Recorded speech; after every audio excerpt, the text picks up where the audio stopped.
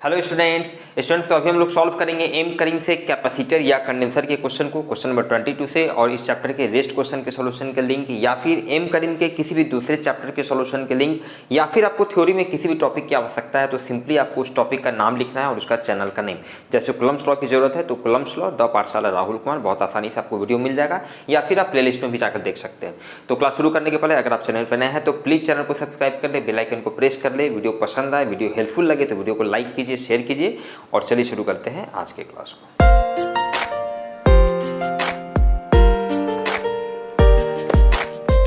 तो स्टूडेंट आज के क्लास में मोस्ट ऑफ द क्वेश्चंस जो हम लोग सॉल्व करेंगे वो पैरेलल प्लेट कैपेसिटर से रिलेटेड है, और पैरेलल प्लेट कैपेसिटर का बेसिक फॉर्मूला हम लोग लास्ट क्लास में डिस्कस कर चुके हैं। इवन यहाँ पे 23 से रिवीजन कर लें। देखिए पहला क्या होता है कि अगर पैरेलल प्लेट कैपेसिटर पे चार्ज Q है, उसका पोटेंशियल V है, कैपेसिटी C है, तो Q इक्वल टू CV, सबसे पहला बेसिक फॉर्मूला। दूसरा, पैरेलल प्लेट कैपेसिटर का जो कैपेसिटी होता है या कैपेसिटेंस जिसको कहते हैं, C से जिसको रिप्रेजेंट करते हैं, उसका फॉर्मूला होता है epsilon naught epsilon R A/T, जहाँ पे नॉर्मली क्या होता है कि बहुत बार मीडियम जो है एयर होता है, तो एप्सिलॉन आर का वैल्यू डायरेक्टली कांस्टेंट का वैल्यू 1 हो जाता है, तो सिंपली डायरेक्ट फॉर्मूला हम लोग यूज कर लेते हैं एप्सिलॉन नॉट A/D। क्लियर है? एप्सिलॉन नॉट का वैल्यू वगैरह सब आप जान रहे हैं, बहुत बार यूज कर चुके हैं।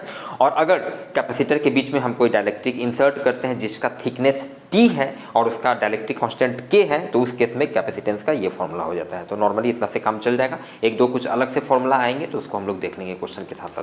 तो शुरू करते हैं क्वेश्चन नंबर 22 जो कि आप देख रहे हैं स्क्रीन पे। ये क्वेश्चन कह रहा है 400 microfarad condenser is charged at the steady rate of 100 microcoulomb per second. Calculate the time required to establish a potential difference of 10 volt between its plates. मतलब कि सिचुएशन क्या है कि एक कैपेसिटर है और उस कैपेसिटर का कैपेसिटी आपको दिया हुआ है। कैपेसिटर का कैपेसिटी कितना दिया हुआ है? 400 माइक्रोफैराड। इस कंडेंसर का कैपेसिटी आपको दिया हुआ है। It charge at the steady rate of 100 microcoulomb per second. 100 microcoulomb per second के रेट से इसको हम चार्ज कर रहे हैं। कहने का मतलब एक सेकेंड में 100 माइक्रोकूलम्ब इस पर चार्ज आ रहा है। ऑब्वियसली इसको हम कोई सोर्स से कनेक्ट किए होंगे और इस सोर्स की सहायता से, सोर्स के चलते ये चार्ज होना शुरू हुआ होगा। तो किस रेट से चार्ज हो रहा है? हर एक सेकेंड में इस पर कितना चार्ज आ जा रहा है? 100 माइक्रोकूलम्ब का चार्ज आ जा रहा है। क्लियर बात है? चलिए ठीक है। क्वेश्चन आगे कह रहा है calculate the time required to establish a potential difference of 10 volt between its plates. कितने टाइम में इसके प्लेट के बीच में जो पोटेंशियल डिफरेंस है वो 10 वोल्ट हो जाएगा। मतलब कैपेसिटर का कैपेसिटी, ये वोल्टेज आपको दिया हुआ है 10 वोल्ट। क्लियर बात है? सिचुएशन क्लियर है? और टाइम हमसे पूछ रहा है। अब ध्यान दीजिए, इसका वोल्टेज हमको दिया हुआ है कि इस पर फाइनली इसके प्लेट के बीच में पोटेंशियल डिफरेंस 10 वोल्ट होना चाहिए, और इसका कैपेसिटी दिया हुआ है जो कि फिक्स है भाई, ये चार्ज और वोल्टेज वगैरह पे डिपेंड नहीं करता है। 400 माइक्रोफैराड दिया हुआ है। तो इस 10 वोल्ट इसका वोल्टेज होने के लिए, इस कैपेसिटर का वोल्टेज 10 वोल्ट होने के लिए कितना इस पे चार्ज होगा? तो बहुत आसानी से हम लोग निकाल सकते हैं। Q इक्वल टू CV होता है। ठीक है, इसका कैपेसिटी हमको दिया हुआ है 400 माइक्रोफैराड, माइक्रोफैराड में ही रहने दें अगर, और वोल्टेज हो गया 10 वोल्ट, मतलब कि ये हो गया 4000 माइक्रोकूलम्ब। इतना का इस पर, इतना चार्ज इस पर आ जाना चाहिए। इस कैपेसिटर पे 4000 माइक्रोकूलम्ब जब इस पे चार्ज आ जाएगा तब इसके प्लेट के बीच में पोटेंशियल डिफरेंस 10 वोल्ट हो जाएगा। क्लियर है? तो अब भाई इतना चार्ज आने में इस पर कितना टाइम लगेगा? ये हमको दिया हुआ है कि एक सेकेंड में इतना माइक्रोकूलम्ब होता है, मतलब कि 100 माइक्रोकूलम्ब चार्ज आने में कितना टाइम लगता है? 1 सेकेंड लगता है। तो 1 माइक्रोकूलम्ब चार्ज आने में कितना लगेगा? तो 1/100 सेकेंड, इतना सेकेंड लगेगा। तो हमको चाहिए कितना चार्ज इस पे? 4000 माइक्रोकूलम्ब। इतना चार्ज आने के लिए 1/100 इंटू 4000, इतना सेकेंड टाइम लगेगा। मतलब कि कितना ये हो जाएगा? 40 सेकेंड। मतलब 40 सेकेंड में इस पर जो है कितना चार्ज आ जाएगा? 4000 माइक्रोकूलम्ब, और इतना चार्ज जैसे ही आएगा इसके प्लेट्स के बीच में पोटेंशियल डिफरेंस 10 वोल्ट क्रिएट हो जाएगा। क्लियर है? सो 40 second is your correct answer. Move करते हैं नेक्स्ट क्वेश्चन 23 की तरफ। क्वेश्चन नंबर 23 क्या कह रहा है student? The distance between plates of a parallel plate condenser is D. Now a metal plate of thickness D/2 having same area is inserted between the plates. Calculate the new capacity. चलिए ठीक है, देखते हैं situation क्या है। The distance between plates of a parallel plate condenser. एक parallel plate condenser है जिसके प्लेट के बीच का डिस्टेंस कितना दिया हुआ है? D दिया हुआ है। ठीक है।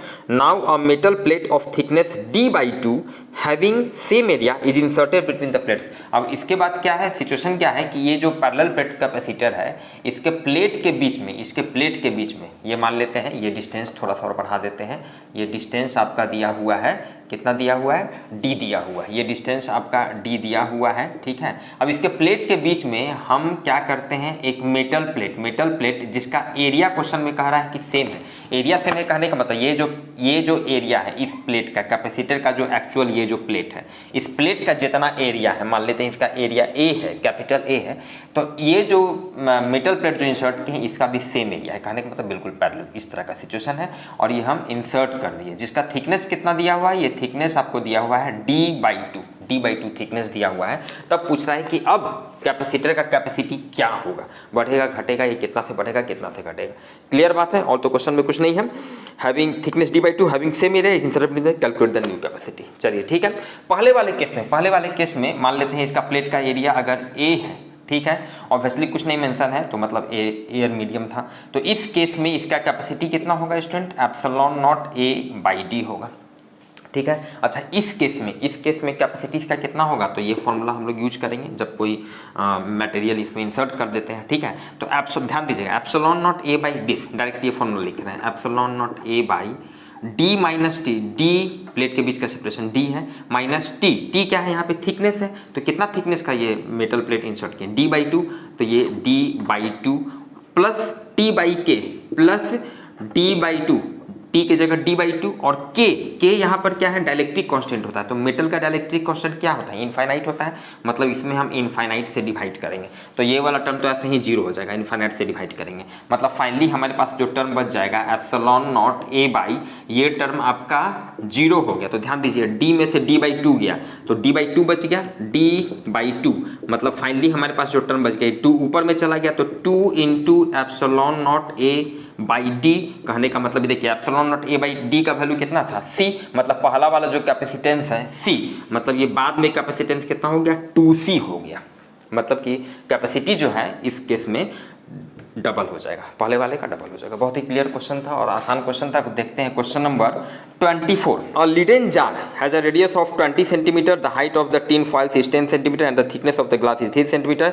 If SiC for glass is 6.4 then calculate its capacity. पहले तो देखिए ये लीडेन जार जो है, ये कैपेसिटर जो होता है, ये हम लोगों के सिलेबस में अब नहीं है, लेकिन चूंकि क्या है कि इस क्वेश्चन को फिलहाल अभी यहाँ पे सॉल्व करते चलते हैं, एक एक क्वेश्चन अब भाई स्किप क्यों करें। तो सिंपली लीडेन जार के लिए देखिए इसकी कैपेसिटी का फॉर्मूला होता है, कैपेसिटी का फॉर्मूला यहाँ पे आपको दिया हुआ है, ये 4 pi epsilon naught epsilon r, ये पहले तो फॉर्मूला होता है, और simply r² plus 2RH divided by 4t, ये फॉर्मूला होता है लीडेन जार कैपेसिटर का, ठीक है। जैसे हम लोग पैरेलल प्लेट कैपेसिटर के लिए ये फॉर्मूला यूज करते हैं, याद कीजिए इस चैप्टर के शुरुआती दौर में हम लोग स्फेरिकल कैपेसिटर के लिए वहाँ पे अलग फॉर्मूला था, ठीक है। तो उसी तरह लीडेन जार कैपेसिटर के केस में ये फॉर्मूला होता है इसके कैपेसिटी का। अब यहाँ पर ध्यान दीजिए, सबका वैल्यू आप लोग पुट कर दीजिए, 4 पाई एप्सिलॉन नॉट का वैल्यू कितना हो जाएगा, 1/9 इंटू 10 टू द पावर 9, चूंकि 1/4 पाई एप्सिलॉन नॉट का value 9 into 10 to the power 9 होता है, आप समझ रहे हैं।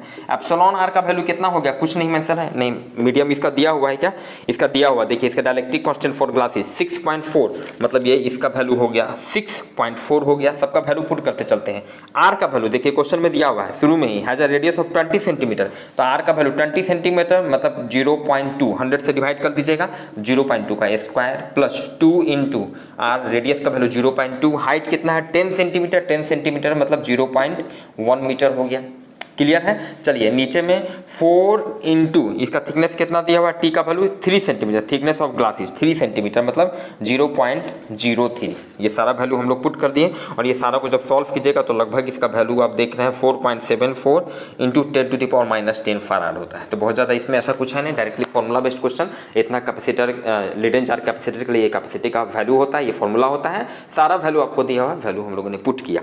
क्वेश्चन नंबर 25, क्वेश्चन नंबर 25 क्या है, the radius of a Leiden jar is 7.5 centimetre, यहाँ the height of, again similar question and thickness दिया हुआ है, calculate its capacity if SiC of glass, मतलब everything same, almost same question है, directly ये formula आप यूज कीजिएगा। और यहाँ पर रेडियस का वैल्यू कितना है 7.5 सेंटीमीटर, हाइट h का वैल्यू कितना है 0.1 मीटर, ध्यान दीजिएगा हाइट का वैल्यू मीटर में दिया हुआ है, रेडियस का वैल्यू सेंटीमीटर 7.5 सेंटीमीटर में दिया हुआ है, थिकनेस ग्लास का t का वैल्यू आपको दिया हुआ है 0.25 सेंटीमीटर, डाइलेक्ट्रिक कांस्टेंट आपको क्या है यहाँ पे एप्सिलॉन आर का वैल्यू आपको 6 दिया हुआ, तो सारा का वैल्यू पुट करना है और you will get the answer. आप देख रहे हैं, क्लियर है स्टूडेंट।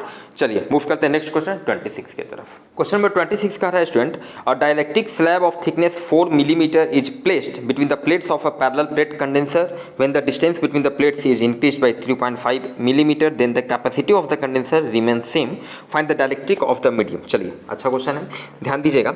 क्या है सिचुएशन दिया हुआ, अ dielectric slab of thickness 4 mm is placed between the plates of a parallel plate condenser. मतलब सपोज कीजिए स्टार्टिंग में आपके पास ये एक पैरेलल प्लेट कैपेसिटर है। चलिए इस केस में मान लेते हैं इसका जो कैपेसिटेंस है इसको हम C0 से रिप्रेजेंट कर रहे हैं। ये ऐसा हम क्यों स्टार्टिंग से कर रहे हैं, क्योंकि इसमें 2-3 सिचुएशन दिया गया है कि पहले इस कैपेसिटर में हम एक डाइलेक्ट्रिक स्लैब 4 mm थिकनेस का हम पहले इंसर्ट करते हैं, फिर क्वेश्चन में आगे बताया जा रहा है, उसके बाद हम क्या करते हैं कि इसके दोनों प्लेट के बीच के सेपरेशन को 3.5 mm से बढ़ा देते हैं। तो एक एक करके पहला वाला सिचुएशन ये है, जब इस केस में इसका जो कैपेसिटर का ये कैपेसिटी होगा epsilon naught A by D। Simple, बहुत ही आसान है, चलिए कोई दिक्कत नहीं है।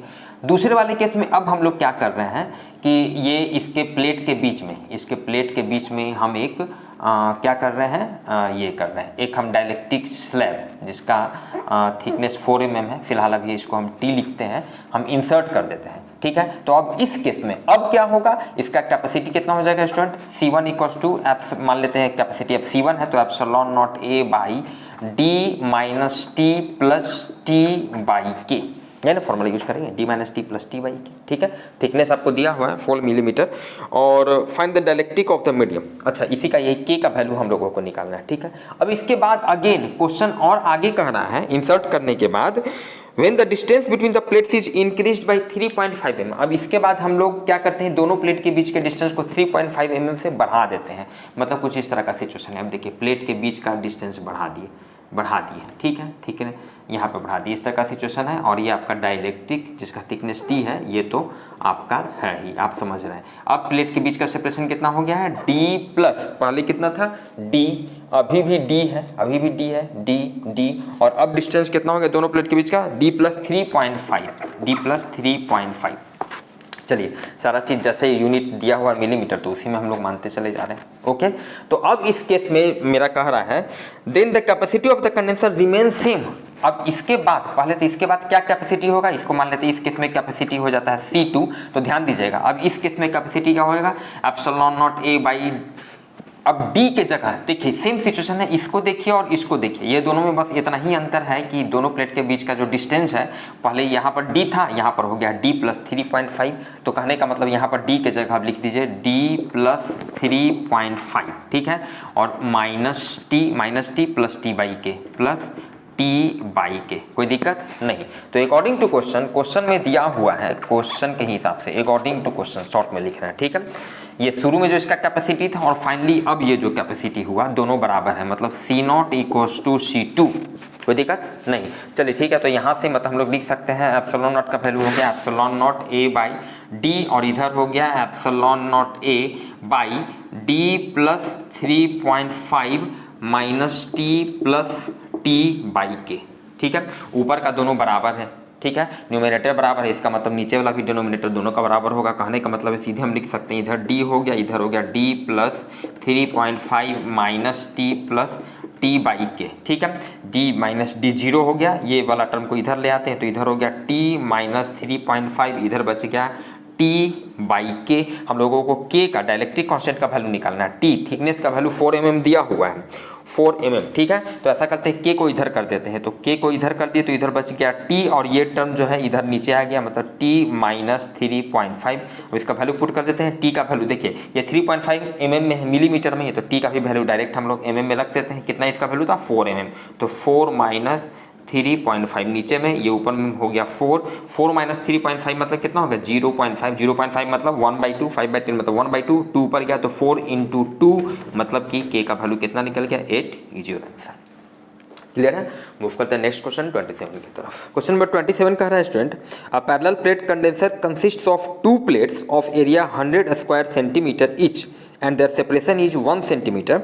A square glass slab of thickness 1 centimeter and side 5 centimeter is placed between the plates. Calculate the capacity of the dielectric constant of glass stem. चलिए ठीक है स्टूडेंट, इस क्वेश्चन को सॉल्व करने के लिए पहले थोड़ा सा बेसिक बात समझिए। नॉर्मली हम लोग कहीं भी क्या होता है कि जैसे पैरेलल प्लेट कैपेसिटर, अब तक मैक्सिमम क्वेश्चंस में हम भी दिखाएं, इस तरह से पैरेलल प्लेट कैपेसिटर सीधे दिखा देते हैं। ठीक है, एक्चुअल में ये क्या सिचुएशन रहता है, थोड़ा सा इसको एक्सप्लेन कर लेते हैं इस क्वेश्चन को अच्छी तरह से समझने के लिए।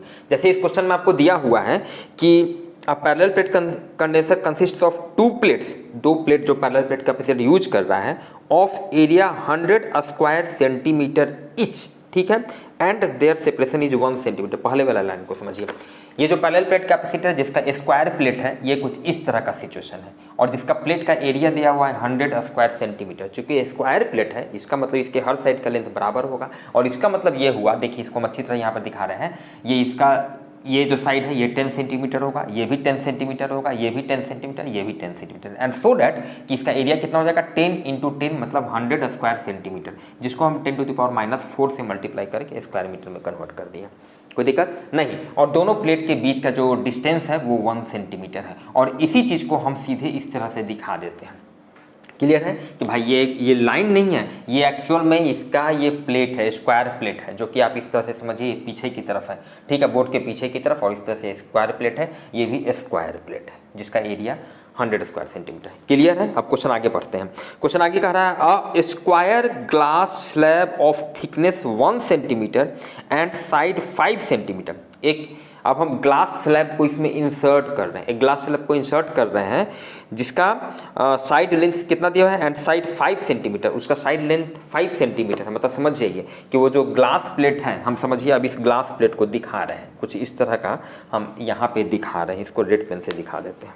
इस तरह का सिचुएशन कुछ, जिसका साइड लेंथ है 5 सेंटीमीटर, साइड लेंथ है 5 सेंटीमीटर, हम यहाँ से इंसर्ट किए कुछ इस तरह का 5 सेंटीमीटर समझ लीजिए। थोड़ा सा इससे ज़्यादा ही होगा चूँकि आप समझ रहे हैं, लेकिन इवन देन 5 सेंटीमीटर का ये इस तरह का हमें ग्लास स्लैब इंसर्ट किए, और इसका थिकनेस 5 सेंटीमीटर है। कहने का मतलब है, ध्यान दीजिएगा 5 सेंटीमीटर, हालांकि देखने से रेक्टेंगल लग रहा है लेकिन कन्फ्यूजन नहीं होना चाहिए, ये फिगर की हम बात नहीं कर रहे हैं। इसमें ये जो प्लेट है ये 5 सेंटीमीटर, और ये पीछे भी इस तरह से 5 सेंटीमीटर, सो डैट कि इसका वाला जो एरिया होगा 5 × 5 25 स्क्वायर सेंटीमीटर होगा।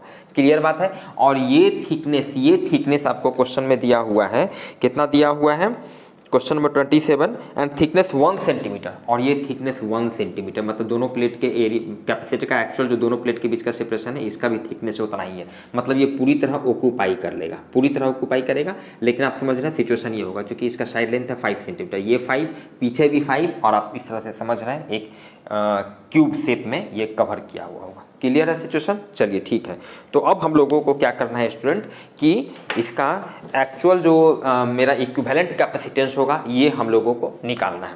ठीक है, चलिए तो यहाँ पर देखिए स्टूडेंट क्या होगा कि 2 कैपेसिटर अब बनेगा। एक कैपेसिटर यहाँ से यहाँ तक बनेगा, ये ABC अगर हम लिखें DEF, ध्यान दीजिएगा ABCDEF इस तरह से दिखा रहे हैं। तो एक कैपेसिटर आपका बनेगा ABED, एक कैपेसिटर ये बनेगा। ध्यान दीजिए, अब इस कैपेसिटर को हम यहाँ दिखा रहे हैं, ये ABED, ये वाला एक कैपेसिटर दिखाएं, और एक दूसरा कैपेसिटर है BCFE। ध्यान दीजिएगा, ये दूसरा वाला कैपेसिटर कुछ इस तरह का BCFE हम दिखाएं, दूसरा वाला कैपेसिटर। क्लियर बात है। चलिए ठीक है, और ये दोनों कैपेसिटर के क्रॉस जो पोटेंशियल डिफरेंस है वो सेम है। मान लेते हैं बैटरी जो आप EMF, इसका E हम मान लेते हैं। ठीक है, कहने का मतलब है कि ये आपका कैपेसिटर जो शुरू में है, इस कैपेसिटर के क्रॉस पोटेंशियल डिफरेंस कितना है, E है। ठीक है, बैटरी सोर्स के क्रॉस कनेक्टेड है। और अभी ये जो कैपेसिटर है, ये ऊपर वाला कैपेसिटर, ये भी डायरेक्ट सोर्स के क्रॉस कनेक्टेड है, तो इसके क्रॉस भी पोटेंशियल डिफरेंस E है। और ये वाला नीचे में जो आप कैपेसिटर बना, जिसका कि डाइलेक्ट्रिक कांस्टेंट भी आपको दिया हुआ है, शुरू में तो ये ऊपर में मीडियम है, और नीचे में जो ये हम इंसर्ट किए हैं, इसका डाइलेक्ट्रिक कांस्टेंट दिया हुआ है, and dielectric constant of glass is 10। ये इसका डायलेक्ट्रिक कांस्टेंट के दिया हुआ है, मतलब के का वैल्यू 10 दिया हुआ है, ठीक है, ये जो इंसर्ट किए हैं। तो ये अब जो कैपेसिटर एक ये जो बना, ये भी कैपेसिटर के प्लेट के क्रॉस पोटेंशियल डिफरेंस ई ही है, मतलब दोनों कैपेसिटर जो बन रहा है, दोनों कैपेसिटर के प्लेट के क्रॉस पोटेंशियल डिफरेंस सेम है। कहने का मतलब है कि दोनों कैपेसिटर जो है पैरेलल में कनेक्टेड है, पोटेंशियल डिफरेंस सेम है दोनों के क्रॉस, मतलब पैरेलल में कनेक्टेड है। कहने का ये मतलब है कि कुछ इस तरह का सिचुएशन है, ये कैपेसिटर और दोनों के क्रॉस पोटेंशियल डिफरेंस सेम है जो कि ई है, कुछ इस तरह का सिचुएशन है। क्लियर है? चलिए ठीक है, ये ऊपर वाला कैपेसिटर मान लेते हैं जिसका कैपेसिटेंस C1 है, ये नीचे वाला कैपेसिटर जिसका कैपेसिटेंस C2 है। क्लियर बात है? चलिए अब ध्यान दीजिएगा, यहाँ पर अगर हम लोग थोड़ा सा डेटा का बात करें कि C1 के लिए अब हम लोग क्या करेंगे, अलग अलग C1 का वैल्यू निकालेंगे पैरेलल प्लेट कैपेसिटर ये फॉर्मूला का यूज करके, ठीक है। उसी तरह C2 का वैल्यू निकालेंगे और उसका चूंकि पैरेलल में कनेक्टेड है तो सिंपली हम लोग क्या करेंगे, यहाँ पे C1 प्लस C2 कर देंगे, C1 प्लस C2 पैरेलल में तो equivalent capacitance C1 plus C2 कर देंगे, ठीक है। अब C1 के लिए देखिए, C1 का अगर हम लोग कैपेसिटेंस निकालें तो डायरेक्ट हम लोग लिखते हैं, चलिए इक्विवेलेंट कैपेसिटेंस डायरेक्ट लिखते हैं C1 प्लस C2। ध्यान दीजिएगा C1 के लिए एप्सिलॉन नॉट तो दोनों में आएगा फॉर्मूला के हिसाब से, एप्सिलॉन नॉट आया, चलिए ठीक है। एप्सिलॉन आर C1 ये ऊपर वाला है जिसमें मीडियम क्या है, एयर है, तो epsilon naught into epsilon r का वैल्यू 1 हो गया, ठीक है, इंटू ए एरिया। अब ध्यान दीजिएगा, अब जो एरिया इसका होगा, शुरू में तो इसका एरिया 100 था, टोटल का टोटल ये प्लेट एरिया हम मान लिए थे, इसमें कोई दिक्कत नहीं था, लेकिन अब इसका प्लेट एरिया घट चुका, नीचे वाला इतना जो है ये तो कवर कर लिया ना, दूसरा मीडियम आ गया, दूसरा वो ग्लास स्लैब हम लोगों ने इंसर्ट कर दिया, तो अब इसका प्लेट का एरिया यहीं से यहीं तक लेंगे, ए से बी। तो अब ध्यान दीजिए ए से बी, अब इसका प्लेट एरिया जो होगा कितना होगा, इनफैक्ट ये जो नीचे वाला है ये इसका कितना साइड लेंथ था 5, तो 5 मतलब इसका वाला जो प्लेट एरिया होगा कितना होगा 5 इंटू 5 मतलब 25 होगा, जैसे यहाँ पर कि 10 इंटू 10 तो 100, उसी तरह इसका प्लेट का एरिया 5 इंटू 5 25, तो 25 स्क्वायर सेंटीमीटर ये चला गया, और ये टोटल 100 था, टोटल एरिया 100 था, तो 100 में से 25 मतलब 75। अब ये जो कैपेसिटर बचा ए बी ई डी, इसके लिए प्लेट एरिया कितना हो जाएगा 75 स्क्वायर सेंटीमीटर। क्लियर बात है? मतलब कि यहाँ पे और हम थोड़ा सा क्लियर कर देते हैं, ये हो जाएगा 100 माइनस 25 इतना ये एरिया हो जाएगा ये C1 के लिए, तो इंटू 10 टू द पावर -4, कोई दिक्कत 75 हो जाएगा। और यहाँ पर ये आपको क्या कहते हैं डिवाइडेड बाई डी होता है डिस्टेंस दोनों प्लेट के बीच का, ये डी तो आपका 1 सेंटीमीटर है, तो 1 सेंटीमीटर मतलब 10 to the power -2 metre. Clear है? चलिए प्लस अब C2 लिखते हैं, C2 के लिए देखिए हम यहाँ पर लिख रहे हैं C2 के लिए फॉर्मूला के हिसाब से एप्सिलॉन नॉट तो रहेगा, into epsilon r dielectric constant का वैल्यू कितना है इसका दिया हुआ है 10 दिया हुआ है, तो 10 रख दिए, इनटू ए एरिया का वैल्यू, तो इसका एरिया 5 इंटू 5 मतलब 25, मतलब 25 इंटू 10 टू द पावर -4, ठीक है। अब ये 100 माइनस 25 ये इनफैक्ट 75 है, कंफ्यूजन नहीं होना चाहिए, ये आपका कितना आया है 75 इंटू 10 टू द पावर -4, ठीक है, सो डैट कि 75 square centimetre plus 25 square centimetre दोनों मिला के फिर से ये 100 सेंटीमीटर हो गया। क्लियर है? चलिए, और यहाँ पर डिवाइडेड बाई डी कितना है, अभी भी इसके लिए भी डी बहुत नहीं है, थिकनेस इतना 10 to the power -2 metre. Clear है? सिंपली इसको ऐड करना है। अब यहाँ पर देखिए बहुत सा टर्म आपका कॉमन हो जाएगा, यहाँ पे ऊपर में एप्सिलॉन नॉट का वैल्यू भी लिख देते हैं 8.85 into 10 to the power -12, epsilon naught common हो गया, ऊपर में 10 टू द पावर -4 कॉमन है, नीचे में 10 टू द पावर -2 कॉमन है। क्लियर है? चलिए ठीक है, तो ऊपर में 10 टू द पावर -4 कॉमन आ गया, नीचे में 10 टू द पावर -2 कॉमन ले लिए। अब क्या क्या बचा देखते हैं, इसमें से एप्सिलॉन नॉट निकल गया 10 to the power -4, 10 to the power -2 निकल गया, 75 बचा, तो ये आपका 75 प्लस इस वाले टर्म में क्या बचा, जो ऊपर में 10 बचा है और 25 मतलब 250 मतलब 250 बच गया। कहने का मतलब है कि फाइनली ये 8.85 इंटू 10 टू द पावर यहाँ पर कितना था, ये -2 ऊपर में गया तो ये -10 हो गया, 10 × 14, 10 टू द पावर -14, और ये कितना हो गया 325। क्लियर है? और उसको जब सॉल्व करेंगे तो सॉल्व करने के बाद इसका वैल्यू स्टूडेंट आ रहा है 2.87 इंटू 10 टू द पावर -11, इतना क्या farad is your answer. Clear है? मूव करते हैं नेक्स्ट क्वेश्चन 28 की तरफ। क्वेश्चन नंबर 28 कह रहा है student, the distance between the two plates of a parallel plate condenser is 2 centimetre and area of each plate is 100 square centimetre. चलिए हम लोग ड्रॉ करते चलते हैं जो सिचुएशन है। एक पैरेलल प्लेट कैपेसिटर है, एक पैरेलल प्लेट कैपेसिटर है, थोड़ा सा ज़्यादा बड़ा हो गया लेकिन कोई दिक्कत नहीं है, चलिए ठीक है। इस पैरेलल प्लेट कैपेसिटर का क्या दिया हुआ है, डिस्टेंस बिटवीन 2 सेंटीमीटर, मतलब दोनों प्लेट के बीच का जो सेपरेशन है ये आपको 2 सेंटीमीटर दिया हुआ है। चलिए ठीक है, 2 सेंटीमीटर ये दोनों प्लेट के बीच का डिस्टेंस दिया हुआ है और 2 centimetre and area of each plate is 100 square centimetre. अब आप समझ रहे हैं एक्चुअल में सिचुएशन क्या है। एरिया का वैल्यू दिया हुआ है 100 स्क्वायर सेंटीमीटर, 10⁻⁴ से मल्टीप्लाई करेंगे तो स्क्वायर मीटर में हो जाएगा। चलिए ठीक है, क्वेश्चन आगे कर रहा है, now a square glass slab of side 5 centimetre. पहले वाले क्वेश्चन की तरह ही, पहले वाले क्वेश्चन में भी मतलब संजोग से वहाँ भी जो ग्लास स्लैब हम लोग इंसर्ट किए थे उसका साइड लेंथ कितना था, 5 सेंटीमीटर ही था, ठीक है। तो 5 सेंटीमीटर और थिकनेस 1 सेंटीमीटर, वहाँ पर लेकिन थिकनेस सेम था, मतलब पूरी तरह कवर कर लिया था। यहाँ अब हम एक जो ग्लास स्लैब इंसर्ट कर रहे हैं उसका साइड लेंथ 5 सेंटीमीटर, मतलब कि उस जो ग्लास स्लैब इंसर्ट कर रहे हैं उसका एरिया कितना होगा, एरिया कितना होगा 5 × 5 मतलब 25 होगा, और लेकिन उसका थिकनेस 1 सेंटीमीटर है। मतलब कुछ इस तरह का सिचुएशन है, आप ये समझ सकते हैं, कुछ इस तरह का सिचुएशन है। और ये एक हमने ग्लास स्लैब इंसर्ट कर दिया, ये एक हमने ग्लास स्लैब इंसर्ट कर दिया, क्लियर बात है। चलिए ठीक है, और इसका थिकनेस जो है कितना थिकनेस दिया हुआ है, ये 1 सेंटीमीटर थिकनेस, मतलब टी का वैल्यू दिया हुआ है, आप समझ रहे हैं, ठीक है। और इस ग्लास स्लैब का इसका डायरेक्ट्रिक कांस्टेंट के भी दिया हुआ है, ये डायरेक्ट्रिक कांस्टेंट इसका 5 है, ठीक है। साइड लेंथ 5 है, मतलब इसका एरिया कितना होगा 25 होगा। चलिए ठीक है, तो कैलकुलेट इट्स कैपेसिटी।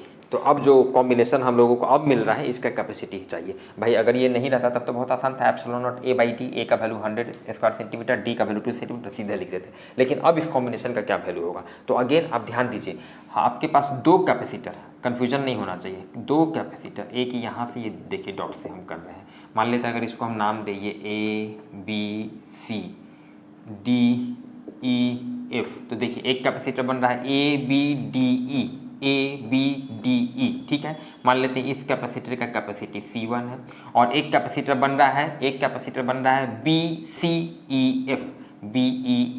जैसे भी आप समझिए, एक ये कैपेसिटर बन रहा है, ठीक है। इस कैपेसिटर, ये टोटल इस कैपेसिटर का हम कैपेसिटी मान लेते हैं C2, इसका मान लेते हैं कैपेसिटी C2।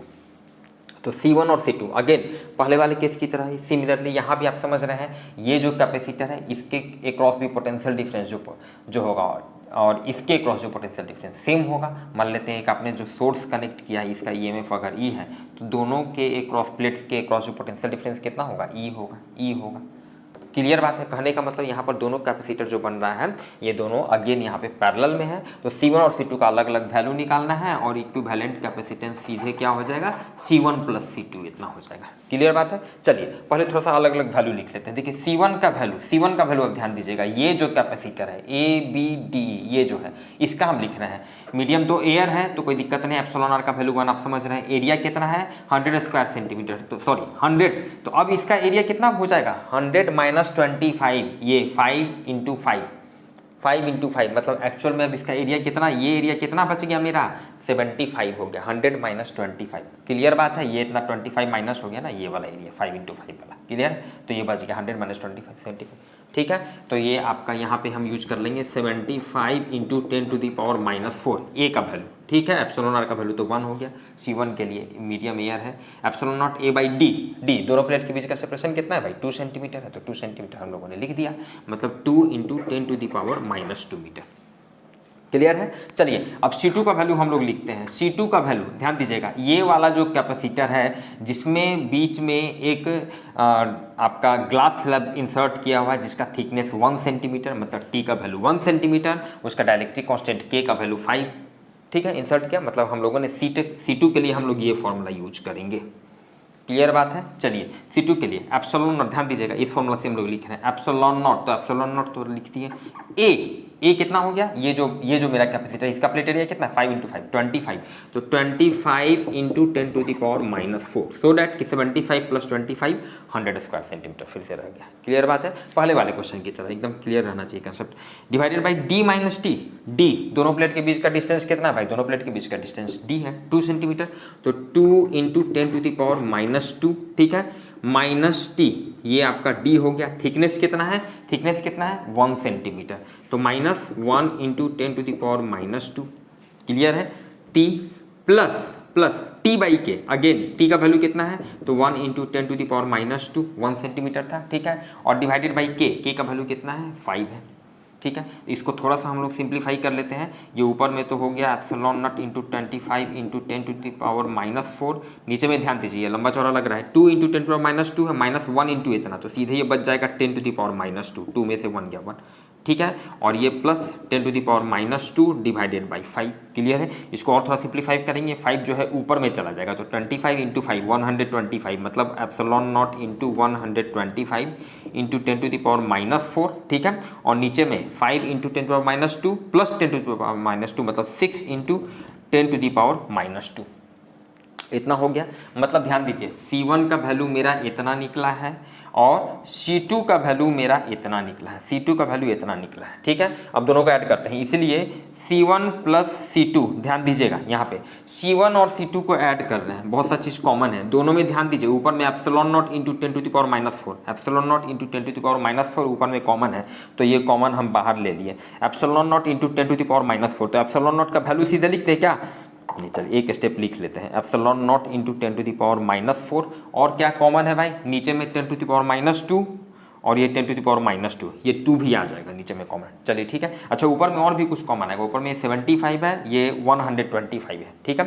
तो ये 25 कॉमन फैक्टर हो गया, तो 25 भी ऊपर में आ जाएगा, और नीचे में 2 into 10 to the power minus 2 आ जाएगा। ध्यान दीजिए ऊपर में C1 में क्या बच गया, एप्सिलॉन नॉट इंटू 25 ऊपर में है, लिए हम यहाँ 25 है, मतलब ऊपर में बच गया 3 बच गया 3, नीचे का तो टोटल इतना आ गया, तब ना 25 इंटू 3 75 आ गया, क्लियर बात है। चलिए प्लस C2 में क्या बच गया, ये 25 कॉमन लिया, मतलब 25 इंटू 5 होगा 125, मतलब 5 ऊपर में बच गया, बाकी ये सब कॉमन आ गया। नीचे में आपका बच जाएगा 2, इतना ले चुके, मतलब नीचे में 5/3 आ जाएगा, क्लियर है। इतना फराड हो जाएगा, और इसको जब सॉल्व करेंगे, मतलब कि देखिए सॉल्व क्या करना है, तो इसको आप समझ रहे हैं, 8.85 इतना का वैल्यू हम लोग ले लेते हैं, तो 8.85 into 10 to the power minus 12 इतना हो गया, ये 25 into 10 to the power minus 4 divided by 2 into 10 to the power minus 2, clear है। चलिए और ये कितना हो गया, 3 3 9 9 5 14, 14/3 इतना फराड हो गया, और इसको सॉल्व करने पे इतना फराड इसका आंसर आ रहा है। लेकिन यहाँ पे परेशान होने की जरूरत नहीं है, आंसर ऑब्वियसली आपका मैच नहीं कर रहा है, और आंसर आपका गलत भी दिया हुआ है, क्योंकि हम लोगों को निकालना है calculate its capacity. Question number 28 में देखिए, तो कैपेसिटी का वैल्यू निकालना है, जबकि आंसर आपको दिया हुआ है 0.1592 जो भी है, मैच तो बिल्कुल नहीं कर रहा है। इतना ESU इलेक्ट्रोस्टैटिक यूनिट, ये चार्ज का यूनिट होता है CGS सिस्टम में, ठीक है। तो ये इनफैक्ट ये चार्ज का वैल्यू दिया हुआ है, तो यूनिट भी गलत है, वैल्यू तो मिल ही नहीं रहा है, तो ऑब्वियसली आंसर गलत है। मूव करते हैं हम लोग नेक्स्ट क्वेश्चन 29 की तरफ। क्वेश्चन नंबर 29 कह रहा है student, the distance between the plates of a parallel plate condenser is 0.5 centimetre and area of each plate is 10 square centimetre. चलिए डिस्टेंस और एरिया दिया हुआ है, calculate the force of attraction between the plates if a potential of 3000 volt is applied between them. Force of attraction निकालना है student. ये बात आप जान रहे हैं कि पैरेलल प्लेट जो कैपेसिटर होता है, या इनफैक्ट कोई भी जो कैपेसिटर होता है, उसका एक प्लेट जो होता है उस पर पॉजिटिव चार्ज होता है, और दूसरे प्लेट पर उतना ही वैल्यू का नेगेटिव चार्ज होता है। अब भाई जब पॉजिटिव चार्ज है और नेगेटिव चार्ज है, तो दोनों के बीच में एक फोर्स ऑफ अट्रैक्शन लगेगा। तो अब अगर इस पर चार्ज Q है और इसका प्लेट का एरिया जो है वो A है, जो कि नॉर्मली हम लोग यही सिंबल यूज करते हैं, तो फोर्स ऑफ अट्रैक्शन जो लगता है उसका मैग्नीट्यूड का ये फॉर्मूला होता है Q²/2A epsilon not. Standard formula है, आपको याद रखना चाहिए, क्लियर है। अब यहाँ पर क्वेश्चन में आपको दोनों प्लेट के बीच का सेपरेशन D का वैल्यू आपको दिया हुआ है, D का वैल्यू दिया हुआ है, साथ ही साथ दोनों प्लेट के बीच का जो पोटेंशियल डिफरेंस, मतलब इसका वोल्टेज कितना, ये भी हम लोगों को दिया हुआ है। तब फोर्स ऑफ अट्रैक्शन पूछ रहा है, मतलब Q का वैल्यू नहीं दिया हुआ है डायरेक्ट हम लोगों को, A तो दिया हुआ है, अच्छा A भी नहीं दिया हुआ है, D और B दिया हुआ है। इसका मतलब अब क्या करते हैं कि इस फॉर्मूला को हम लोग थोड़ा सा मॉडिफाई करते हैं, इस तरीके से लिखते हैं दूसरे फॉर्मूले का यूज करके, Q=CV है, ये सब फॉर्मूले का यूज करके, सो दैट कि उसमें मेरा D और B वगैरह आ जाए, क्लियर है। अब ध्यान दीजिए, ये Q को हम लोग लिख सकते हैं CV यहाँ पे लिख सकते हैं इसको C B, Q equal to C B का स्क्वायर डिवाइडेड बाई, यहाँ पर लिखते हैं चलिए सी बी का square divided by 2a epsilon naught, Q equal to क्या हो गया सी भी हो गया। यहाँ से ऐसा क्यों लिखें, क्योंकि भी वोल्टेज का वैल्यू हम लोगों को दिया हुआ है, तो एक ये चीज़ तो आ गया। फर्दर इसको हम लोग फिर से ऐसा लिख सकते हैं, सी पैरेलल प्लेट कैपेसिटर है तो सी क्या हो जाएगा epsilon naught a by D, ठीक है। अब देखिए यहाँ पर डी भी आ गया, मेरा डी भी आ गया, ठीक है। तो ये v हो गया और ये इतना का स्क्वायर, नीचे में 2a एप्सिलॉन नॉट, क्लियर है। अब देखिए इसको फर्दर हम लोग लिख सकते हैं, ऊपर में एप्सिलॉन नॉट का स्क्वायर, नीचे में एक एप्सिलॉन नॉट, तो ऊपर में एक एप्सिलॉन नॉट बच गया, ठीक है। एप्सिलॉन नॉट ऊपर में a स्क्वायर और नीचे में एक a, तो एक a से एक a कैंसिल हो गया, मतलब ऊपर में एक a भी बच गया, ठीक है। v स्क्वायर तो ऊपर में बच ही जाएगा, चलिए नीचे में एक 2 तो बचा ही रहेगा, a एप्सिलॉन नॉट तो एक एक खत्म हो चुका है ऊपर वाले से, ठीक है। और ये d नीचे में आ जाएगा तो 2d स्क्वायर हो जाएगा, 2d स्क्वायर। ये यहाँ पर इस तरह से एक फोर्स का रिलेशन हम लोगों को निकल गया। देखिए epsilon naught a v square by 2d square, epsilon naught a v square by 2d square, इसको आप in general as a formula याद कर लीजिए, जो कि आगे का भी क्वेश्चन इसी से रिलेटेड है। और इसको थोड़ा सा और अगर हम लोग जनरलाइज करें तो अगर मीडियम मान लेते हैं, एयर ना हो कि कोई दूसरा मीडियम होता, तो इस फॉर्मूला को इन जनरल और हम लोग लिख सकते थे एप्सिलॉन नॉट के जगह पे epsilon naught epsilon r a v square divided by 2d square. कोई दिक्कत, इतना फोर्स ऑफ अट्रैक्शन लगेगा, ये स्टैंडर्ड फॉर्मूला है, ये हम लोग जनरली याद रखते हैं। अब सिचुएशन के हिसाब से हम लोग क्या किए, इस फॉर्मूला को थोड़ा सा मॉडिफाई कर लिए ऐसा, सो डेट कि अब जो वैल्यू दिया हुआ है डायरेक्ट हम लोग वहाँ पे रखेंगे, उसका वैल्यू और निकल जाएगा। चलिए ठीक है, तो अब हम लोग फोर्स ऑफ अट्रैक्शन का देखिए वैल्यू निकालते हैं, वो फॉर्मूला आप देख रहे हैं। चलिए क्वेश्चन फिर से देखते हैं, क्वेश्चन नंबर 29 में क्या क्या दिया हुआ है। पहले एप्सिलॉन नॉट का वैल्यू लिख लेते हैं 8.85 इंटू 10⁻⁻12। चलिए ठीक है, यहाँ पर मीडियम वगैरह तो कुछ दिया नहीं है, मीडियम एयर ही है, तो मीडियम एप्सिलॉन आर का वैल्यू हम लोग 1 ले लेते हैं। अब बच गया ए, एरिया कितना दिया हुआ है, एरिया ऑफ इस प्लेट इज 10 स्क्वायर सेंटीमीटर, मतलब 10 इंटू 10⁻⁻4 से मल्टीप्लाई किए तो ये इतना स्क्वायर मीटर हो गया। क्लियर बात है, क्योंकि ऐसा यूनिट में यूज कर रहे हैं एप्सिलॉन नॉट का वैल्यू, तो सब ऐसा यूनिट में रहना चाहिए। ए के बाद मेरा क्या हो गया, पोटेंशियल डिफरेंस का स्क्वायर, भी का स्क्वायर। पोटेंशियल डिफरेंस कितना दोनों प्लेट के बीच में है, ध्यान दीजिए लास्ट लाइन में लिखा हुआ है 3000 volt, plates if potential of 3000 volt, मतलब कि 3000 का square v square divided by 2d square, तो 2 इंटू दोनों प्लेट के बीच का जो सेपरेशन है, सेपरेशन कितना दिया हुआ है, distance between the plates of A parallel plate करने 0.5 सेंटीमीटर, मतलब कि 0.5 इंटू 10⁻⁻2 d स्क्वायर, इतना d स्क्वायर हो गया। क्लियर है, और उसको जब सॉल्व करेंगे तो सॉल्व करने के बाद स्टूडेंट इसका वैल्यू आ रहा है 1.59 इंटू 10⁻³ इतना न्यूटन आपका आंसर आ रहा है। क्लियर है, चलिए मूव करते हैं नेक्स्ट क्वेश्चन 30 के तरफ। देखिए 30 में क्या कह रहा है, the distance between the plates of a parallel plate condenser is 1 centimetre, area दिया हुआ 300 स्क्वायर सेंटीमीटर, और पोटेंशियल डिफरेंस ऑफ इतना volt is established across the plates. पहले वाले क्वेश्चन की तरह आपको डी ए पोटेंशियल डिफरेंस का वैल्यू दिया हुआ है। Calculate the work done in order to separate the plates through 2 centimetre. 2 centimetre से अगर हम लोगों को इस प्लेट के बीच के सेपरेशन को बढ़ाना है, 2 सेंटीमीटर से अगर बढ़ाना है, ठीक है, तो कितना वर्क करना पड़ेगा, ऑब्वियसली वर्क तो करना पड़ेगा ना, दोनों प्लेट के बीच में तो फोर्स ऑफ अट्रैक्शन लग रहा है, फोर्स ऑफ अट्रैक्शन, दोनों प्लेट एक दूसरे को अपनी तरफ खींचना चाह रहा है। तो आप अगर इसको मान लिया आप नज़दीक आना चाहेगा, लेकिन अगर प्लेट के सेपरेशन को बढ़ाना है तो हमको वर्क करना पड़ेगा। तो कितना वर्क करना पड़ेगा 2 सेंटीमीटर से बढ़ाने के लिए दोनों प्लेट के बीच के सेपरेशन को। तो वर्क निकालने के लिए हम लोग क्या करेंगे भाई, सिंपल हमारे पास फॉर्मूला क्या होता है, वर्क इक्वल्स टू क्या होता है, force into displacement, W equals to F into S। तो फोर्स का रिलेशन हम लोगों को पता है, फोर्स का वैल्यू हम लोगों को पता है, डायरेक्टली हम लोग वर्क निकालेंगे। ध्यान दीजिएगा, वर्क इक्वल्स टू हो गया फोर्स इंटू डिस्प्लेसमेंट, तो वहाँ पे देखिए फोर्स का वैल्यू क्या हो गया, डायरेक्टली हम लोग पुट करते चलते हैं, फोर्स का ये वैल्यू है, देखिए सब वैल्यू पुट करते चलते हैं। एप्सिलॉन नॉट फॉर्मूला के हिसाब से एप्सिलॉन नॉट का वैल्यू हो गया 8.85 इंटू 10⁻⁻12। चलिए एप्सिलॉन आर मीडियम तो भाई एयर ही है, कुछ वैसा मेंशन नहीं है, तो इसका मतलब है कि एप्सिलॉन आर का वैल्यू हम लोग 1 ले लेते हैं। चलिए ठीक है, उसका फॉर्मूला में क्या आ रहा है, ए आ रहा है, प्लेट का एरिया कितना दिया हुआ है, एरिया ऑफ इस प्लेट इज 300 स्क्वायर सेंटीमीटर, मतलब 300 इंटू 10⁻⁻4। क्लियर है, समझते जाना, सीधे एकदम फॉर्मूला बेस्ड क्वेश्चन।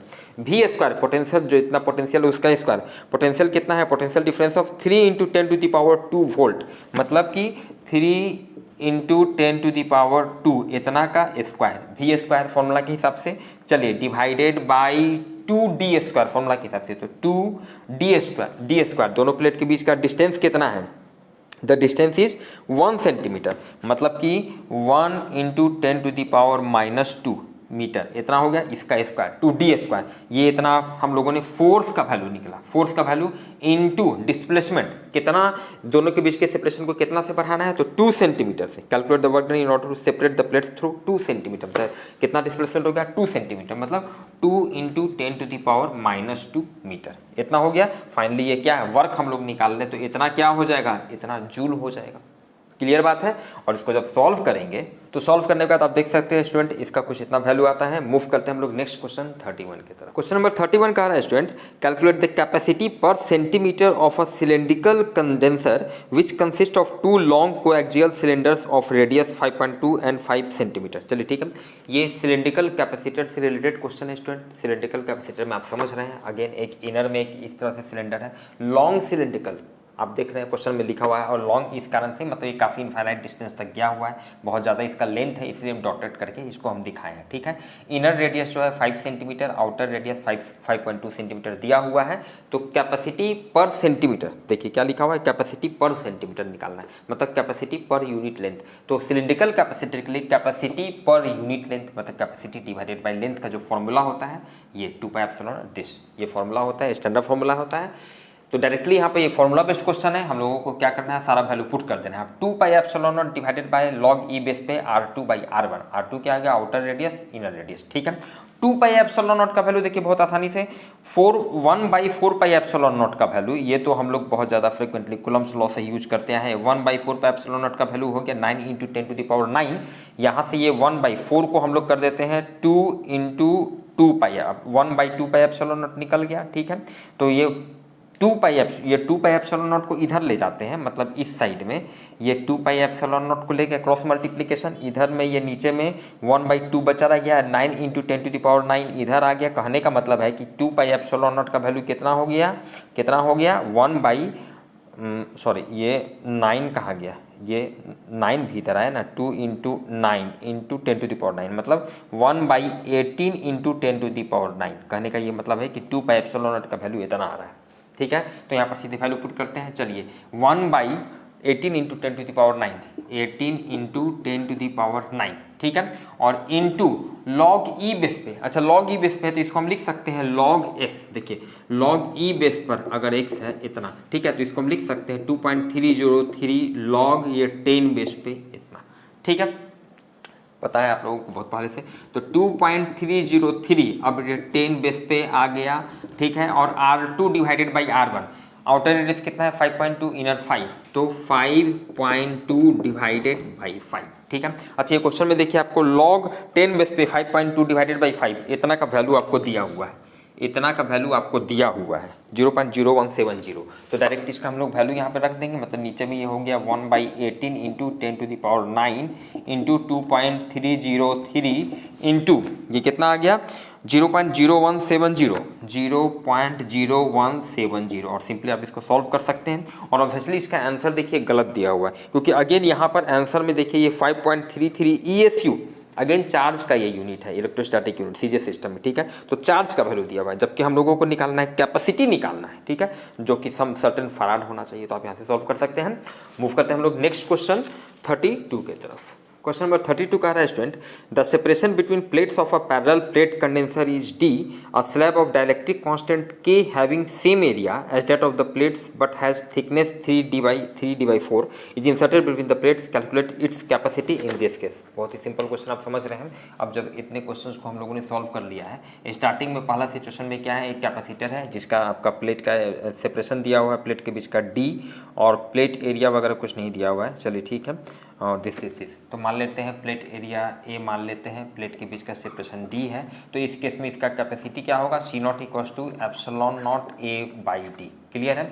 अब इसके दूसरे वाले सिचुएशन में कह रहा है कि इस कैपेसिटर के बीच में हम लोग क्या करते हैं, एक डाइलेक्ट्रिक स्लैब को हम इंसर्ट कर देते हैं, जिसका एरिया दिया हुआ सेम है, एरिया इस तरह से सेम ये पूरा नीचे से ऊपर तक ऑक्यूपाई कर लेगा, आप समझ रहे हैं। ठीक है, और इसका dielectric constant K having same area as that of the plate but has thickness 3D/4, लेकिन इसका थिकनेस जो है मतलब T का वैल्यू कितना है 3 d/4। अच्छा, डाइलेक्ट्रिक कांस्टेंट k आपको दिया हुआ है, इंसर्ट कर देते हैं। Then calculate its capacity in this case, तब इसका कैपेसिटी कितना होगा। ठीक है। अच्छा, पहले वाले केस में देखिए इसका आंसर के हिसाब से ये चूंकि मान लिया है कि where C is the capacity without the slab, answer के हिसाब से क्वेश्चन में नहीं दिया हुआ है, मतलब पहले वाले केस में इसका कैपेसिटी सी है तो सी का वैल्यू एप्सिलॉन नॉट a/d है। अब इस केस में इसका कैपेसिटी मान लेते हैं सी डैश है। ठीक है, तो सी डैश को हमको सी के फॉर्म में लिखना है, तो इसका कैपेसिटी इस केस में कितना होगा, क्या फॉर्मूला हम लोग यूज करेंगे, epsilon not a/d minus T plus t/k। आप समझ रहे हैं, ये फॉर्मूला हम लोग यूज करेंगे जब डाइलेक्ट्रिक स्लैब आपने इंसर्ट कर दिया। चलिए, ये एप्सिलॉन नॉट a प्लेट का एरिया वो तो नहीं रह गया, d तो दोनों प्लेट के बीच का सेपरेशन d है। चलिए, माइनस t, थिकनेस कितना है 3d/4, तो ये हो गया 3d/4 प्लस ये t कितना है 3d/4, तो 3d/4 और नीचे में ये k बच गया, इसका डायरेक्ट्रिक कांस्टेंट। चलिए ठीक है, अब यहाँ पर ध्यान दीजिए, ऊपर में तो एप्सिलॉन नॉट a रह गया, नीचे में आपका सब में देखिए d वाला टर्म सब में d, तो d आपका कॉमन हो गया, अंदर में बच गया 1 माइनस 3/4 प्लस 3/4 k। क्लियर है। अब ध्यान दीजिएगा, ये जो मेरा ऊपर में बच गया epsilon not by D, epsilon not a/d, यही इसी का तो वैल्यू c है। एप्सिलॉन नॉट a/d का value C, epsilon not a/d का वैल्यू सी है, मतलब इसको हम c लिख देंगे तो सीधे अब नीचे में मेरा बच गया 1 माइनस 3/4। ये 1 माइनस 3/4 कितना हो गया 4 माइनस 3, मतलब 1/4 प्लस ये हो गया 3/4। अच्छा, अब इसको देखिए, अभी यहाँ से सॉल्व कर लेते हैं। ये यहाँ पे हम इसका लिख रहे हैं, इसके बाद का वैल्यू यहाँ पे ये कितना हो गया, ऊपर में तो c है, नीचे में ध्यान दीजिएगा ये 1/4 प्लस 4k, मतलब ये हो गया 4k हो गया, तो ये हो गया k और ये हो गया 3, 4 के ऊपर चला गया तो 4k ऊपर चला गया डिवाइडेड बाई k प्लस 3, इतना आपका हो गया 4kc divided by k plus 3। ठीक है, मतलब इसका कैपेसिटी अब नया वाले का इतना हो जाएगा। क्लियर है। मूव करते हैं नेक्स्ट क्वेश्चन, क्वेश्चन नंबर 33 के तरफ। क्वेश्चन नंबर 33 कह रहा है student, a condenser is charge to a potential difference of 200 volt and it possesses a charge of 0.1 coulomb. एक कैपेसिटर है जिसको हम कितना पोटेंशियल डिफरेंस तक चार्ज करते हैं 200 वोल्ट, मतलब उस कैपेसिटर के लिए V का वैल्यू दिया हुआ है 200 वोल्ट और क्या दिया हुआ है, and it possesses a charge of 0.1 coulomb, मतलब उसका चार्ज का वैल्यू दिया हुआ है 0.1 कूलम। तो हमसे पूछ रहा है calculate the energy released when it is discharge. जब ये कैपेसिटर डिस्चार्ज होगा तब कितना एनर्जी रिलीज करेगा। भाई, तो ये कैपेसिटर, इसका पोटेंशियल और चार्ज की सहायता से हम ये निकाल सकते हैं कि ये कैपेसिटर जो है कितना एनर्जी स्टोर करेगा, और ऑब्वियसली जितना एनर्जी इसके पास रहेगा, ये जब डिस्चार्ज होगा तो मैक्सिमम उतना ही एनर्जी वो डिसिपेट कर सकता है। ठीक है, तो कितना एनर्जी इसके पास रहेगा, ठीक है, ये हम लोग बहुत आसानी से निकाल सकते हैं। तो Q और V का वैल्यू दिया हुआ है, तो एनर्जी इसका कितना हो जाएगा, हाफ QV। ये फॉर्मूला हम लोग लास्ट क्लास में यूज कर चुके हैं। क्लियर बात है। हाफ CV² भी होता है, इसका और भी फॉर्म है। तो यहाँ पे सिंपली इसका सबका वैल्यू पुट कर देंगे, हाफ QV, चार्ज का वैल्यू हो गया 0.1, पोटेंशियल डिफरेंस, इसका पोटेंशियल का वैल्यू कितना हो गया 200, और इसको सॉल्व करेंगे तो ये देखिए बहुत आसानी से, ये 1/10 से 0 कटा, मतलब ये आपका हो जाएगा 10 कितना हो जाएगा 10 joule is your answer. Clear है। हम लोग देख रहे हैं क्वेश्चन नंबर 33। ठीक है, क्वेश्चन नंबर 34 और 35 देखिए, थ्योरेटिकल क्वेश्चन है। 34 में कह रहा है कि is it correct to say that capacity of a parallel plate condenser depends upon the potential difference of the plates. No, बिल्कुल नहीं। पहले भी हम बताएं कि भाई ये जो कैपेसिटी जो होता है किसी भी कंडेंसर का, ये कैपेसिटी जो होता है ये चार्ज और वोल्टेज, कंफ्यूजन नहीं होना चाहिए कि भाई ये फॉर्मूला आप देखिएगा तब तो आपको लगेगा कि भाई ये कैपेसिटी जो है वो तो चार्ज और वोल्टेज पे डिपेंड करता है। नहीं करता है। कैपेसिटी हमेशा याद रखिए क्या होगा। अच्छा, क्यों नहीं करता आप समझिए, क्योंकि जिस प्रोपोर्शन में चार्ज बढ़ेगा उस हिसाब से उसका पोटेंशियल डिफरेंस में चेंजेस आ जाएगा, और नॉर्मली जिसके चलते क्या होगा कि हमेशा ये रेशियो आपको सेम आ जाएगा, मतलब ये चार्ज और वोल्टेज पर डिपेंड ही नहीं करेगा। लेकिन क्या होगा कि ये कैपेसिटर जो है इसका ये फॉर्मूला देखिए, पैरेलल प्लेट कैपेसिटर का ये फॉर्मूला, इस फॉर्मूला के हिसाब से बहुत ही क्लियर है कि इसका जो कैपेसिटी होता है ये इसके एरिया पर डिपेंड करता है, प्लेट का एरिया कितना है। ठीक है, साथ ही साथ प्लेट के बीच के सेपरेशन पर डिपेंड करता है, मीडियम पर भी डिपेंड करता है एप्सिलॉन आर, और इन्हीं तीन चीज़ों पर मेनली डिपेंड करता है किसी भी कैपेसिटर का कैपेसिटी। ज्योमेट्रिकल कन्फिग्रेशन पे एरिया क्या है, किस तरह से अरेंज है, किस तरह से क्या शेप साइज का प्लेट वगैरह यूज कर रहे हैं, मीडियम कौन सा है, लेकिन उसके चार्ज और वोल्टेज पर डिपेंड नहीं करता है। क्लियर, तो इसका आंसर हो जाएगा नो। और 35 में भी पूछ रहा है कि does the capacity of a parallel plate condenser is proportional to the charge on the plate. नहीं, चार्ज पर डिपेंड नहीं करता है। ऐसा नहीं कि चार्ज के प्रोपोर्शन है कि चार्ज बढ़ाएंगे तो कैपेसिटी बढ़ेगा, नहीं, कैपेसिटी तो आप उसके शेप साइज मीडियम वगैरह में चेंज करेंगे तभी चेंज होगा। क्लियर बात है। मूव करते हैं क्वेश्चन नंबर 36 की तरफ। क्वेश्चन नंबर 36 स्टूडेंट आप स्क्रीन पे देख रहे हैं। क्वेश्चन क्या है और क्वेश्चन को एक्सप्लेन करने के पहले ये आपको बता दें, इंटरेस्टिंग, थोड़ा आपको इंटरेस्ट लेना चाहिए। ये क्वेश्चन जेईई मेंस 2022 में पूछा जा चुका है, हाल में पूछा है ये क्वेश्चन, और इनफैक्ट ये क्वेश्चन इसके पहले भी रिपीट भी हुआ है 1-2 एग्जाम में, ठीक है।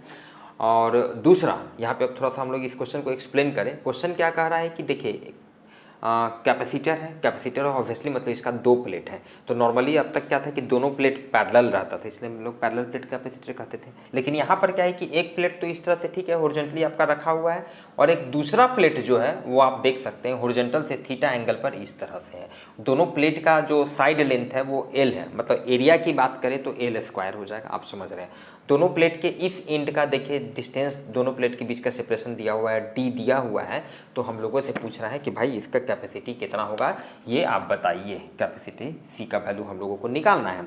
तो अब क्या है कि भाई पैरेलल प्लेट कैपेसिटर रहता तब तो हम लोग डायरेक्टली कुछ फॉर्मूला वगैरह यूज कर लेते हैं, epsilon naught A by D, A जहाँ पर एल स्क्वायर लिख देते हैं, डी तो डी आपका हो जाता, आप समझ रहे हैं। लेकिन ऐसा तो है नहीं कि दोनों प्लेट के बीच का सेपरेशन सब जगह डी है, ये तो चेंज हो रहा है। यहाँ पर डी है, उसका लगातार डी से बढ़ते जा रहा है, बढ़ते जा रहा है। मतलब कि इस केस में हम लोग क्या करेंगे स्टूडेंट, इंटीग्रेशन का हेल्प लेंगे।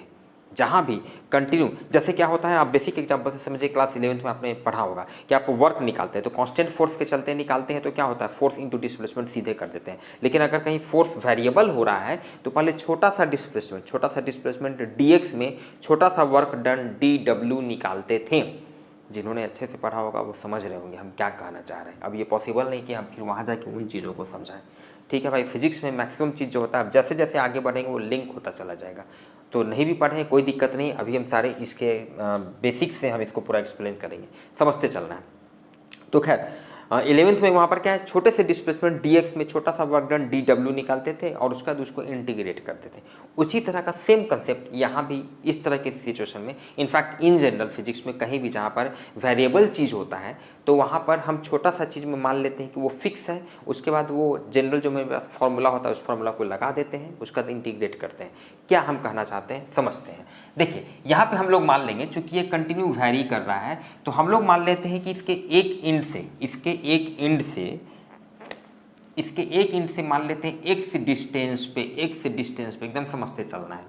एक्स डिस्टेंस पे हम एक कैपेसिटर मान लेते हैं। देखिए यहाँ से एक dx थिकनेस का, जो कि ऑब्वियसली dx बहुत छोटा होगा, ये dx थिकनेस का यहाँ तक मान लिया गया, ठीक है। ये इस तरह से थोड़ा सा आगे पीछे हो जा रहा है, समझ रहे हैं, चलिए ठीक है। ये एक हम कैपेसिटर मान लिए, आप समझ रहे हैं, ये एक हम कैपेसिटर मान लिए। अब चूंकि क्या है, ये ऐसा क्यों माने, ये dx थिकनेस का, x डिस्टेंस पे और dx थिकनेस का, ये जो थिकनेस है ये कितना है, dx है, ये dx हम मान लिए। ऐसा क्यों माने, क्योंकि ये थिकनेस बहुत कम है, बहुत कम है। तो ऑलमोस्ट इस पीरियड में हम मान सकते हैं ये इतना कम है कि हम लोग मान सकते हैं कि ये लगभग ये बहुत कम है तो ये लगभग पैरेलल हो जाएगा यहाँ पे, आप समझ रहे हैं। जब बहुत छोटा होगा ये भी बहुत छोटा होगा तो लगभग आप मान सकते हैं कि ये पैरेलल है, यहाँ वाला प्लेट और यहाँ वाला प्लेट दोनों पैरेलल होगा। तो उस छोटे से ये जो कैपेसिटर जिसको हम थोड़ा सा इनलार्ज करके दिखा रहे हैं, बड़ा करके दिखा रहे हैं, हम लोग डायरेक्टली कैपेसिटर का जो पैरेलल प्लेट कैपेसिटर का जो फॉर्मूला है ये हम लोग यूज कर सकते हैं। क्लियर बात है। चलिए तो इस छोटे से कैपेसिटर का मान लेते हैं, इसका कैपेसिटी जो है डीसी है, डीसी। हम छोटा सा कैपेसिटर का कैपेसिटी कितना मान लेते हैं, डीसी। ये देखिए डीसी, छोटा सा कैपेसिटर का डीसी, ठीक है। अब इस कैपेसिटर का ध्यान दीजिएगा, इस कैपेसिटर का हम लोग कैपेसिटी लिख रहे हैं, इस कैपेसिटर का कैपेसिटी लिख रहा है। इस कैपेसिटर का कैपेसिटी जो कि अब ऑलमोस्ट पैरेलल है, हम लोग डायरेक्ट पैरेलल प्लेट वाला फॉर्मूला यूज करेंगे। चलिए ठीक है। एप्सिलॉन नॉट फॉर्मूला के हिसाब से, एप्सिलॉन नॉट मीडियम तो ऑब्वियसली एयर है तो एप्सिलॉन आर को हटाइए। चलिए एरिया का वैल्यू ध्यान दीजिएगा, इसका एरिया का वैल्यू हम लोग लिख रहे हैं। एरिया मतलब ये प्लेट होगा, एक यहाँ वाला छोटा सा ये प्लेट होगा, उसी तरह ये ऑलमोस्ट ये पैरेलल प्लेट है। ये जो प्लेट है जिसका थिकनेस ये वाला साइड लेंथ dx है और ये एक अंदर में इसका एक साइड का लेंथ जो अंदर में जो होगा, आप समझ रहे हैं, ये इस तरह से अंदर में होगा जो कि ऐसे निकला हुआ है, सामने वाला आपको दिख रहा है। ये अंदर वाला का लेंथ कितना होगा, l होगा, क्योंकि ये इसका प्लेट एरिया का लेंथ कितना l दिया हुआ, तो l दिया हुआ मतलब अंदर में भी l लेंथ तक गया होगा, एल लेंथ तक अंदर में गया होगा। तो ये जो dx थिकनेस का जो हम कैपेसिटर छोटा सा माने हैं, ये अंदर में ये भी एल लेंथ तक गया होगा, ठीक है। तो इसका प्लेट का एरिया कितना हो जाएगा, एल इंटू dx, मतलब प्लेट का एरिया हो गया एल dx, कोई दिक्कत नहीं, divided by epsilon naught A by D. अब दोनों प्लेट के बीच का डिस्टेंस, मतलब यहाँ से यहाँ तक का डिस्टेंस आपको लिखना है, ध्यान दीजिएगा, यहाँ से यहाँ तक का डिस्टेंस लिखना है। तो ये डिस्टेंस तो भाई बहुत ही क्लियर है, ये डी है, यहाँ भी ये डी हो गया, यहाँ से यहाँ तक डी हो गया। ये डिस्टेंस हम लोग निकाल सकते हैं, देखिए ऑलमोस्ट, ये चूँकि बहुत छोटा है तो ऑलमोस्ट ये राइट एंगल ट्राइंगल, इस राइट एंगल ट्राइंगल में ये थीटा है, तो ये वाला डिस्टेंस कितना हो जाएगा, एक्स tan थीटा। चूँकि ये डिस्टेंस कितना है, x है, ये x लेंथ पे हम माने ना, x डिस्टेंस पे माने हैं, तो इस राइट एंगल ट्राइंगल में ये थीटा है, तो ये लेंथ कितना हो जाएगा, इस राइट एंगल ट्राइंगल में ये लेंथ हो जाएगा x tan theta equals to perpendicular by base, आप समझ रहे हैं। और जब ये लेंथ x tan थीटा, मतलब आप समझ रहे हैं, चूँकि ऑलमोस्ट पैरेलल है ना, बहुत ही छोटा सा, बहुत छोटा इनफाइनाइट, तो ये x tan थीटा हो गया, ठीक है। क्वेश्चन में आपको साथ ही साथ दिया हुआ है, देखिए क्वेश्चन का लैंग्वेज देखिए, calculate capacity assuming theta to be small. जब थीटा बहुत छोटा होता है, तो tan थीटा का वैल्यू लगभग थीटा के बराबर, डायरेक्ट आप उसको थीटा लिख सकते हैं। ये मैथ्स में सब आपने 11th में पढ़ा होगा, ट्रिग्नोमेट्री में हो सकता है कि 10th वगैरह में पढ़े होंगे। मतलब इसका वैल्यू हो गया x थीटा, tan थीटा को हम लोग ऑलमोस्ट नियरेस्ट टू थीटा लिख सकते हैं डायरेक्ट, x थीटा। मतलब कि इसका दोनों प्लेट के बीच का सेपरेशन कितना हो गया, ये आपका d है और ये कितना है, x थीटा प्लस d, मतलब कि d plus x theta. Clear है। ये छोटा सा जो कैपेसिटर है, इसका कैपेसिटी हम लोग डीसी लिख दिए। सो फाइनली अब जो हम कैपेसिटर जो लिखेंगे, ये टोटल कैपेसिटर, मेरा जो एक्चुअल जो कैपेसिटर, इसका कैपेसिटी के लिए हम इस डीसी को इंटीग्रेट करेंगे। अब यहाँ पर ध्यान दीजिए, यहाँ पर कौन कौन सा, देखिए यहाँ पर कुछ चीज़ जो है कॉमन है, एप्सिलॉन नॉट और एल, ये तो फिक्स है, तो एप्सिलॉन नॉट और एल को हम बाहर निकाल दिए। और इंटीग्रेशन के अंदर ध्यान दीजिएगा, मेरा बच गया L D x divided by D plus x theta. अब यहाँ पर ध्यान दीजिएगा, यहाँ पर वेरिएबल क्या है, एक्स ही ना वैरी कर रहा है, यहाँ से एक्स डिस्टेंस पर हम माने ये एक्स कम भी होगा, यही एक्स का वैल्यू यहाँ 0 से लेकर एल तक वैरी करेगा। तो 0 से लेकर यहाँ पर एक छोटा सा कैपेसिटर मानते, फिर यहाँ पर कैपेसिटर, फिर यहाँ पर सबका कैपेसिटी को जोड़ते चले जाते हैं। वही जोड़, इंटीग्रेशन क्या मतलब, समेशन है, सबको हम सीधे जोड़ रहे हैं। कहाँ से कहाँ, एक्स का वैल्यू कहाँ से कहाँ है, 0 से लेकर सीधे एल तक। एक्स का वैल्यू एक्स इक्वल्स टू यहाँ पर 0 लोअर लिमिट हो गया और अपर लिमिट हो गया एल। क्लियर बात है, इतना बस समझना है, फिजिक्स यहीं तक है। आगे फिर मैथ है, आगे फिर हम इसको सिंपली क्या करेंगे, सॉल्व करेंगे। कोई दिक्कत यहाँ तक में नहीं, तो अब हम इसको डिटेल सॉल्व करते हैं। तो चलिए स्टूडेंट, हम लोगों ने इसको डिटेल सॉल्व कर लिया है, इसको हम थोड़ा एक्सप्लेन कर दें। देखिए यहाँ तक हम लोग देख चुके थे, डीसी का वैल्यू फाइनली हम लोगों ने इतना रखा। यहाँ पर एप्सिलॉन नॉट एल जो है ये कांस्टेंट है, तो बाहर इसको निकाल दिया, अंदर में बच गया D x by D plus x theta. Clear है। एक्स को हम लोगों ने इंटीग्रेट किया लोअर लिमिट 0 से लेकर एल तक। अब ध्यान दीजिए, D x by D plus x theta, इसका इंटीग्रेशन क्या हो जाएगा, लॉग में हो जाएगा, तो log D plus x theta.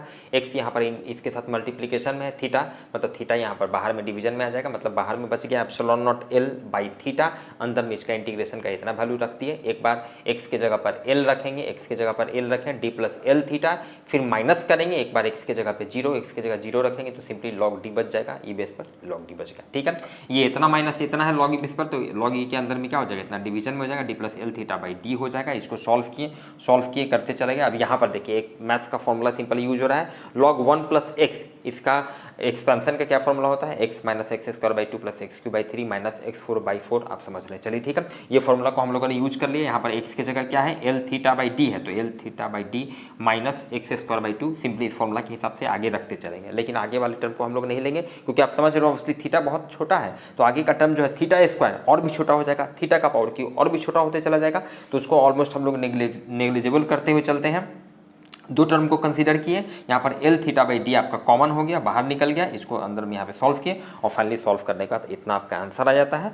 तो मिलते हैं फिर हम लोग नेक्स्ट क्लास में।